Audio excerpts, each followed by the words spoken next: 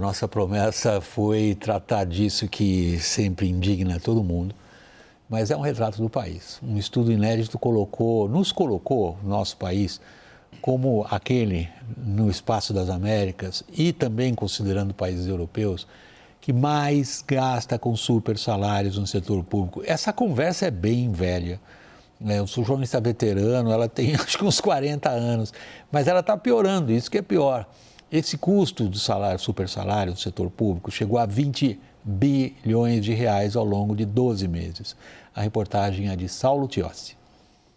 No Brasil, 53.500 funcionários públicos recebem mais do que o teto constitucional, que hoje é de R$ 46 mil.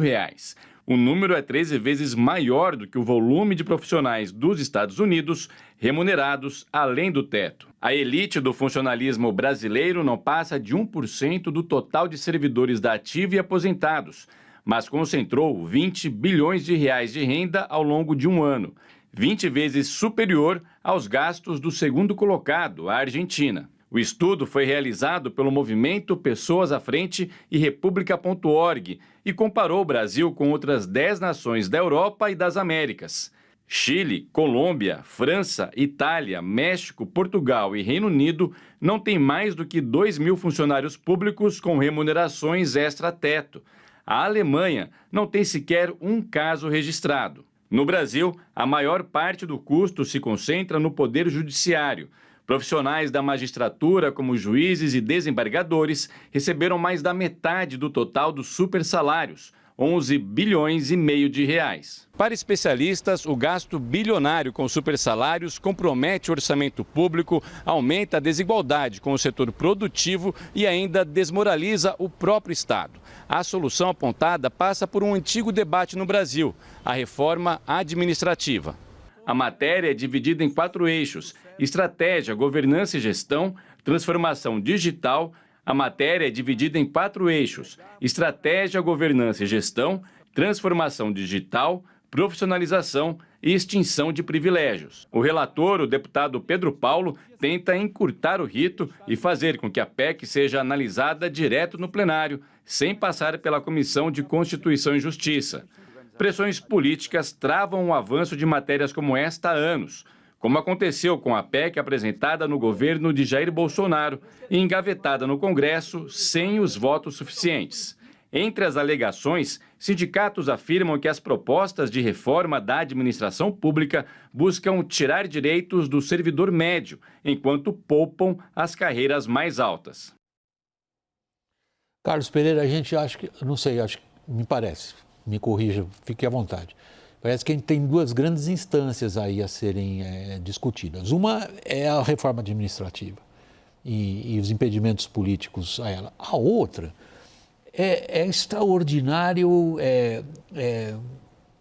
peso do corporativismo, particularmente do judiciário, que além de assegurar esse tipo de privilégio, que está ali demonstrado pelos números, não é interpretação nossa, tem, via STF agora, também um extraordinário poder político. Você tem razão. A sensação que eu tenho é que essas categorias mais organizadas do serviço público brasileiro veem esses privilégios como presentes de Natal, como o orçamento público como se fosse uma árvore de Natal.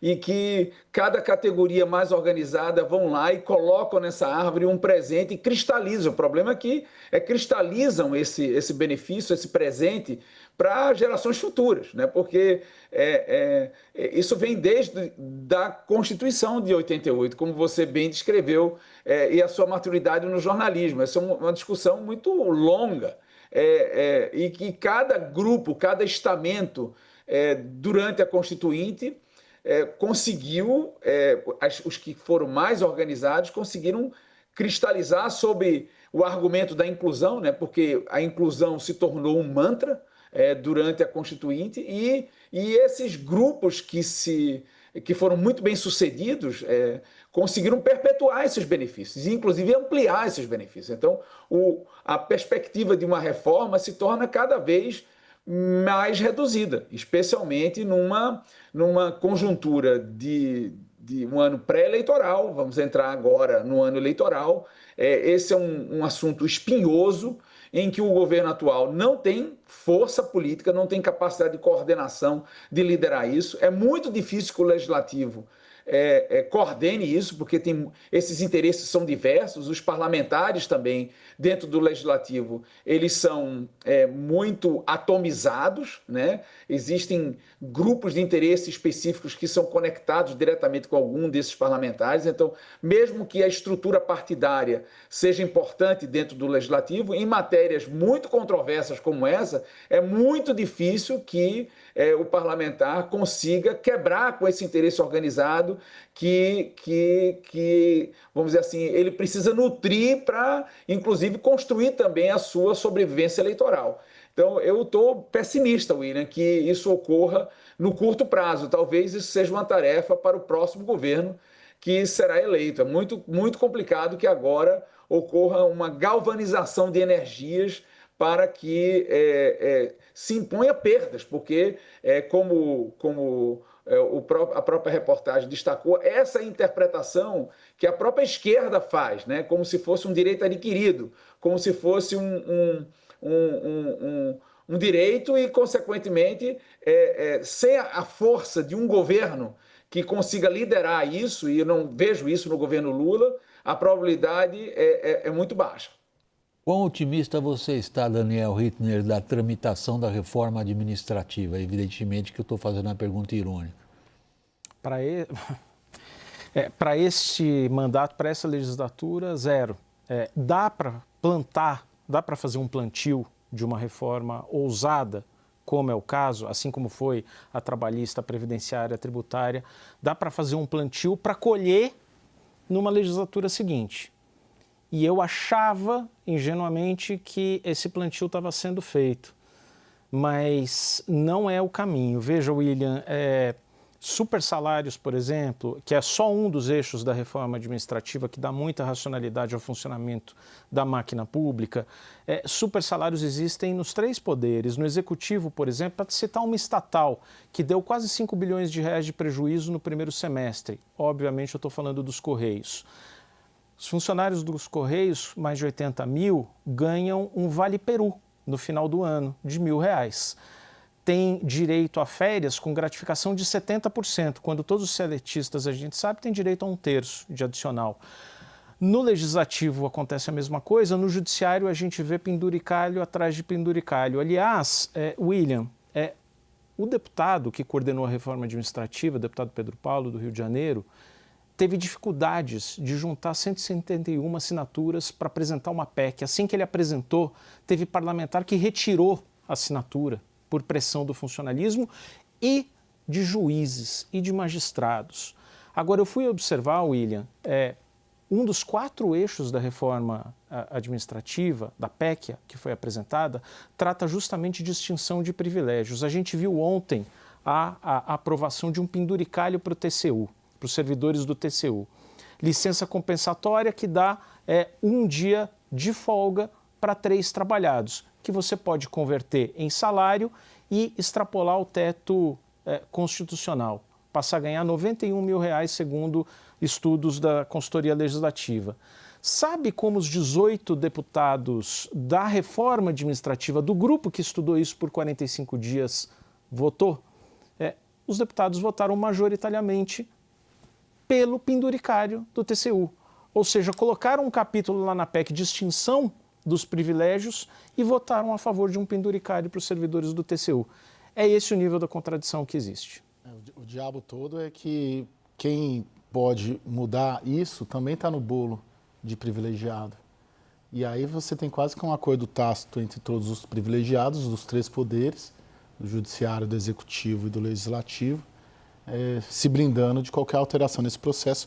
PL dos super salários lá é algo que simplesmente não anda. Simplesmente não anda. Além disso, a gente tem esse hábito em Brasília também de não discutir os reais problemas. Esse é um problema real nosso, do país.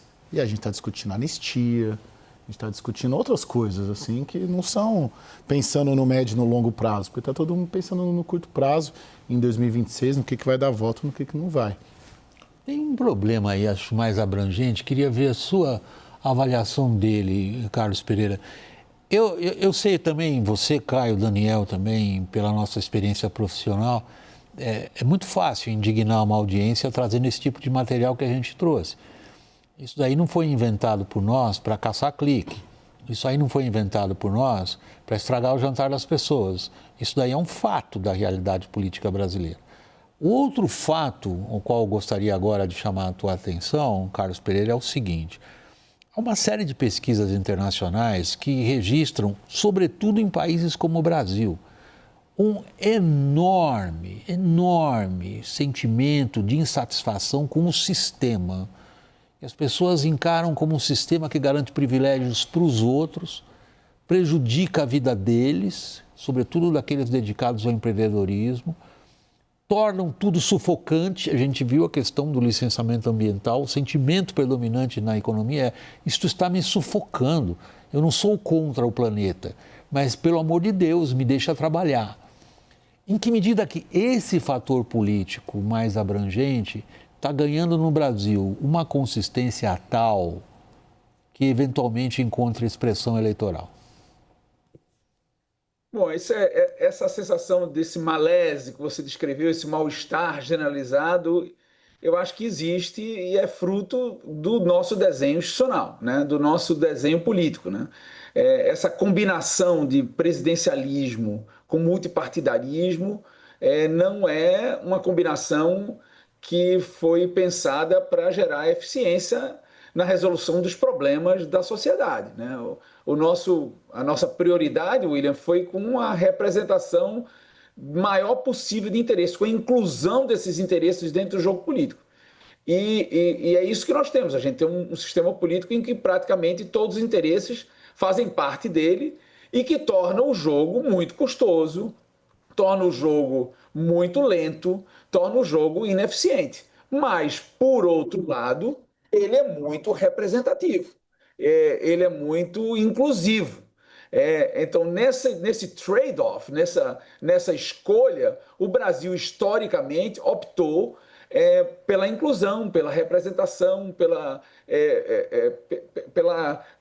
e todos esses privilégios de categorias específicas são consequência desse modelo, né? Então, as chances, vamos dizer assim, de que reformas estruturais quebrem o alicerce desse desenho que já vem desde 1946, a gente lembra que não é nem 88, né? Porque esse modelo presidencialismo com multipartidarismo, baseado em representação proporcional, existe desde 1946 no Brasil, né? O que a gente conseguiu em 88 foi gerar uma maior coordenação no executivo e gerar um judiciário e um tribunal de contas e um Ministério Público muito independentes para fiscalizar esse jogo. Mas as saídas não foram, William, de eficiência. As saídas não foram de resolução de problema. E aí, consequentemente, gera esse mal-estar. Eu acho que esse mal-estar sempre estará presente conosco, né? Faz parte do nosso DNA institucional, se eu puder exagerar, vamos dizer assim, no argumento. E é muito difícil se mudar um DNA. Você pode mudar um elemento fenotípico, mas mudar uma estrutura institucional. São raríssimos os países do mundo que fizeram nos últimos 100 anos reformas estruturais do seu modelo de sistema político.